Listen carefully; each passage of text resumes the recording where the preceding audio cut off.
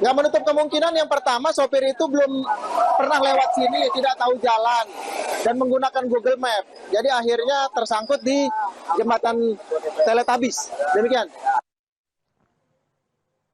Hakim Pengadilan Negeri Jakarta Selatan menolak permohonan pra-peradilan Roy Suryo terkait penetapan statusnya sebagai tersangka dugaan fitnah dan pencemaran nama baik tudingan ijazah palsu Presiden ke-7 RI Joko Widodo.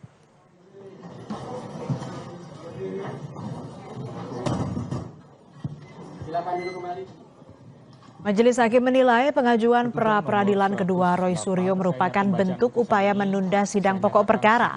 Hakim juga mempertanyakan pihak pemohon yang tidak menggunakan hak hukumnya mengajukan pra-peradilan usai ditetapkan sebagai tersangka 7 November 2025. Dengan ditolaknya permohonan, Roy Suryo masih berstatus sebagai tersangka kasus dugaan fitnah dan pencemaran nama baik tudingan ijazah palsu Joko Widodo.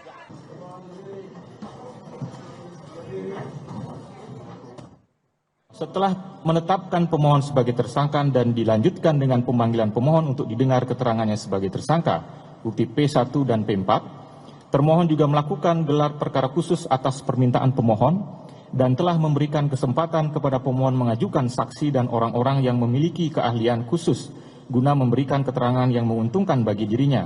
Setelah diberikan kesempatan mengajukan bukti yang meringankan, pemohon tidak menggunakan hak hukumnya mengajukan pra-peradilan untuk menguji penetapan tersangka tersebut.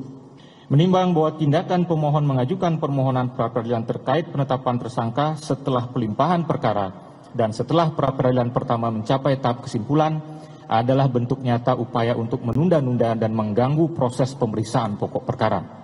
Menurut Hakim, upaya ini adalah salah satu bentuk penyalahgunaan pra-peradilan.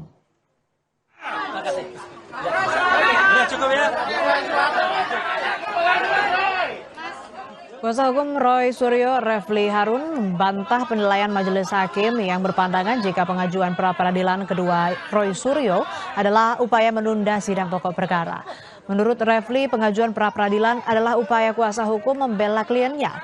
Sementara tersangka Roy mengapresiasi putusan hakim, namun Roy tak gentar mengajukan pra-peradilan kembali untuk ketiga kalinya.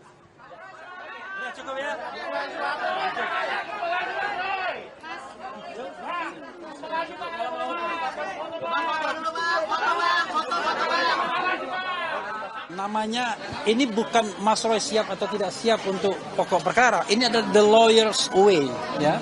Ini adalah jalan lawyer, jalan kuasa hukum untuk melihat bagaimana kita membela klien kita. Bagaimanapun juga kami, ya khususnya saya, tetap mengaturkan terima kasih dan apresiasi. Tapi bagi saya lumrah, ya lumrah hal ini.